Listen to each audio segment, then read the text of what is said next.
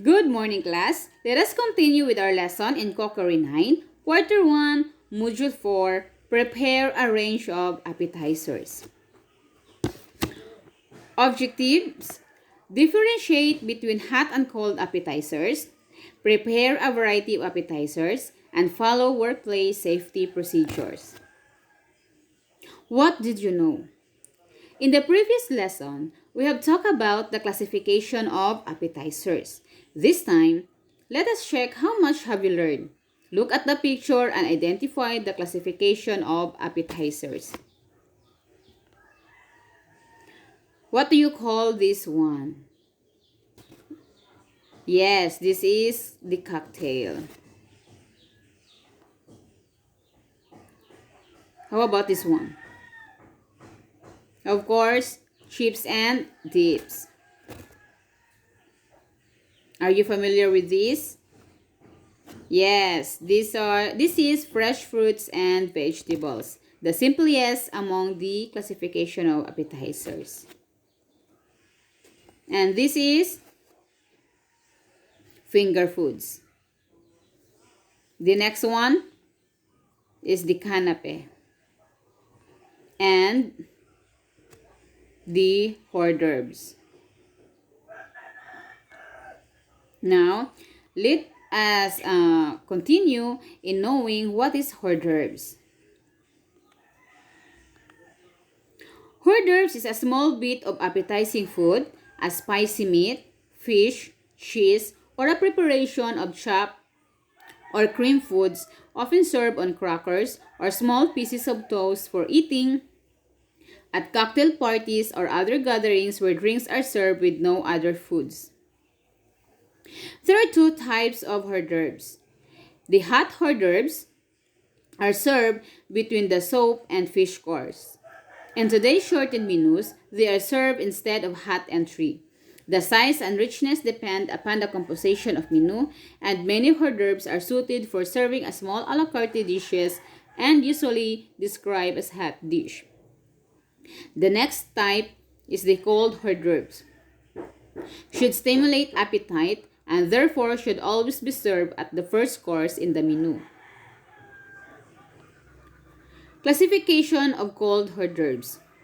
First, plate of hors d'oeuvres. Consists of shrimps, smoked beef, poached eggs, asparagus spears, sliced tomatoes, boiled eggs, Spanish sardines and lettuce, and sauce is served on the side. The Grayson platter, it consists of two kinds of cold meat such as ham, smoked beef, papered ham, garnished with quail eggs, asparagus, parsley, and gherkins, and sauce is served on the side.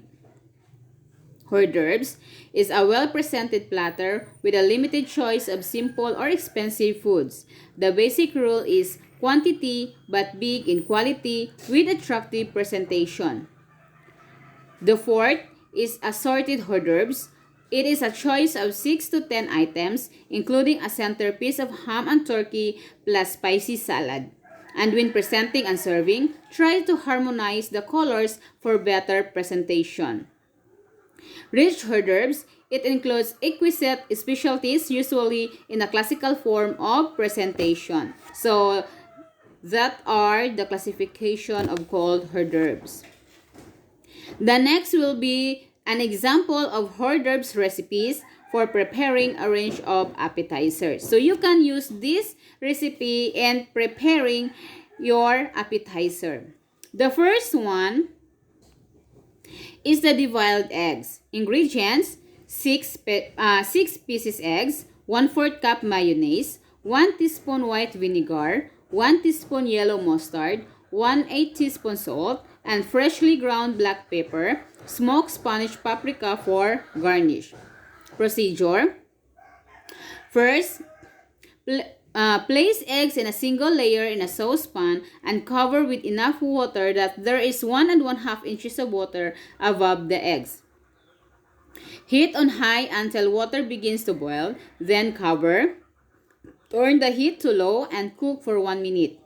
Remove from heat and leave covered for 14 minutes, then rinse under cold water continuously for 1 minute. Second, crack eggshells and carefully peel under cool running water. Gently dry with paper towels. Slice the eggs in half lengthwise, removing yolks to a medium bowl and placing the whites on a serving platter. Mash the yolks into a fine crumble using a fork. Add mayonnaise, vinegar, mustard, salt, and pepper, and mix well. Third, evenly disperse heaping teaspoons of the yolk. Mixture into the egg whites and then sprinkle with paprika and serve. So that is your deviled eggs recipe. The next is the cheese balls recipe.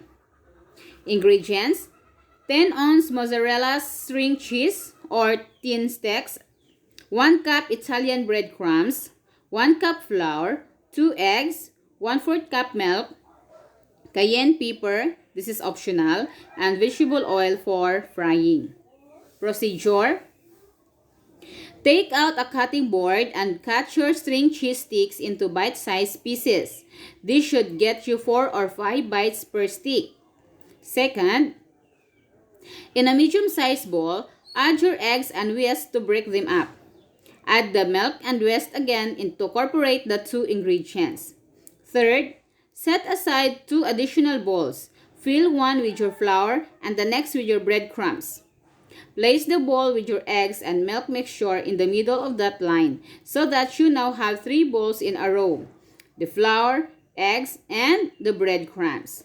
If you want to add a little spice to your cheese balls, put a few shakes of cayenne pepper into the breadcrumbs. So that is your procedure for your cheese balls recipe. And the last one example is the ham rolls. Ingredients: 5 slices ham, 1 or 8-ounce package of cream cheese softened, and 5 green onions. Procedure: very easy. Just lay the ham slices on a flat surface and spread with cream cheese. Place 1 green onion on each ham slice. Then roll the ham slices tightly and cut into bite-sized pieces and serve. Okay, so the next one is the follow workplace safety procedures. Kitchen awareness is crucial during food preparation and cooking, as well as during cleanup and daily living. Understanding the hazards present in the kitchen can help you avoid causing an accident or subjecting your family to a bout of food poisoning. So be aware of kitchen safety hazards. Knife safety. Always handle knives with caution. Using a knife appropriately can help prevent serious injuries. To keep yourself from sustaining a knife-related wound or laceration. So, in using your knife, you should be very careful. Using appropriated cooking tools.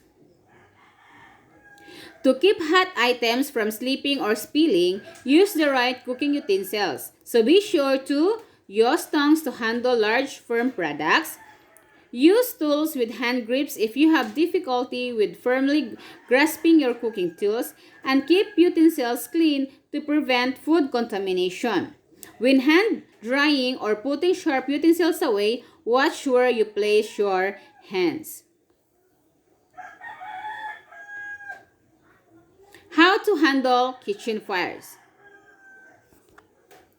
Use a pot, pan, or pour baking soda over the flames to smoother grease fires. Water will not work and should not be used. For microwave, stove, or oven fires, shut the door and turn the appliances off. If it is safe, unplug. If the fire continues for several minutes, call the fire department. In general, always watch foods that on the stove.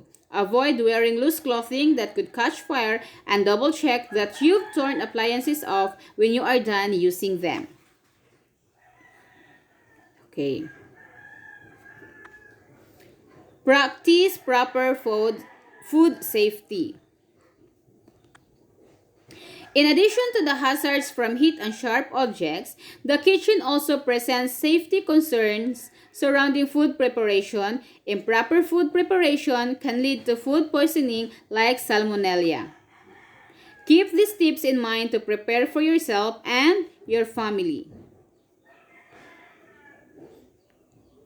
How to cook safety with oils. Heat oil slowly to avoid splashing, which can lead to minor burns. When putting your food into the pot or pan, do so slowly so the oil doesn't splash. Shop smart. Don't buy any food that is past the expiration date. Shop for your perishable foods last. Do not buy meat in a torn or leaking package. When buying meat, place it in an extra bag before putting it in your cart, and do not buy dented or damaged cans. Store your food properly.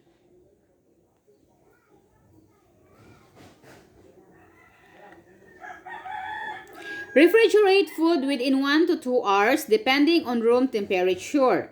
Keep your refrigerator temperature below 40 degrees Fahrenheit and freezer below 0. Wrap meat securely so it will not leak on other food, and store it on a bottom shelf so it doesn't drip on the other foods. Use canned foods before the expiration date. So, when you are using canned foods, be sure that you see to it when is the expiration date of that food for the safety of your family and for your guests in your parties. Wash your hands before preparing the food.